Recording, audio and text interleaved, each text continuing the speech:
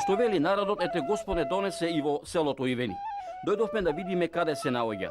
Пред да дојдеме во Ивени, едноставено што нешто знаевме е тоа што дека се наоѓа во битолскиот дел од Маријово, дека до него може да се стаса ако се упатиме до селото Скочивир, а оттаму по самиот срт на Селечка планина, подолжина од 40 на километри, кон североисток низ Карпите и голите висорамнини, право до селото Ивени.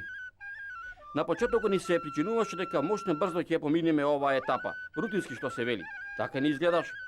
Во почетокот ни изгледаше лесно се додека не навлеговме по самиот срт на Селечка. Како што поминува првите метри од макадамскиот 100-годишен пат, така во меѓусебните му обетења за макадамскиот Солунски фронт заклучивме дека патот по кој ние се движиме за да стасаме до селото е токму тој дел од фронтовската линија што го држале французите, па неретко мештаните од Битолско го нарекуваат француски пат, француско џаде. За секој туѓинеш кој прв пат доаѓа во овој дел на Маријово, е ова навистина неповторливо доживување. Никаде жива душа. Нечепната природа, вистинска дивина, само ветрот го слушаш како дува. И конечно по повеќе од 4 часа возење дојдовме во селото Ивени. Првите впечатоци што човек може да ги има, од гледката што ја видовме, многу не можеше на прв поглед да се прави разлика од разрушените куќи, плевни, од спилите карпите на селото.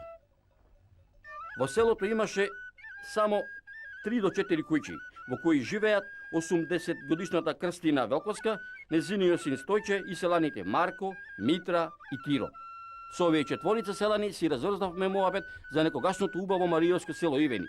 80-годишната баба Крстина со солзи во очите ни велеше: чедо мое, да дојдеше пред 50 на години, имаше што да се види овде.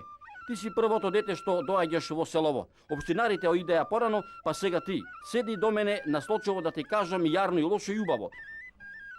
Ами понапред се работаше, се копаше, се чинеше по работата луѓето.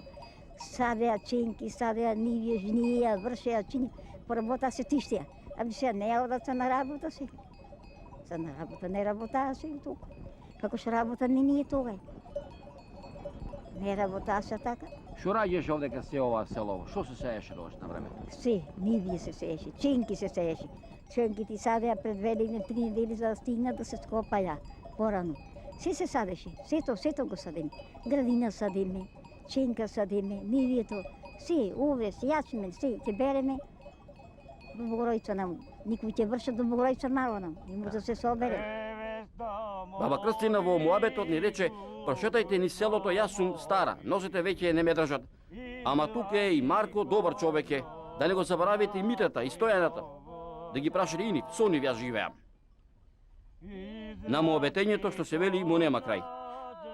Мораме да ги напуштиме петмината преостанати селани, како што се вели со едно идење се не може да се види, се не може да се каже. А и Марко, Митра и Стојче си има секојдневна работа. Едни овците да ги потерат, другите говета да ги приберат. Оти денот во Маријовско село Ивени многу кратко трае. Додека си се разбудил, денот заминал, затоа што додека ја потераш и дотераш стоката, времето заминало. А и ние во тоа се уверивме. Долго ни изгледаше патувањето до селото, ама со дружењето со селаните не почувствуваме никаква тешкотија и замор. Го напуштавме селото Ивени по патот по кој што и дојдовме. Со едно довидување да се видиме пак, со поздравот што ни го упати 80-годишната баба Крстина, со здравие чеда мој, Господ да ве чува. Дојдете пак, може би јас нема да бидам тука, ама и куќата моја секој ќе биде отворена за секого. Тоа е постара и од мене да се видиме зубаво и за добро. Не заборавајте го селото Ивени, поздравете ги сите они што ќе прашаат за Ивени, за Маријово. Дојдете пак, ќе ве чекаме.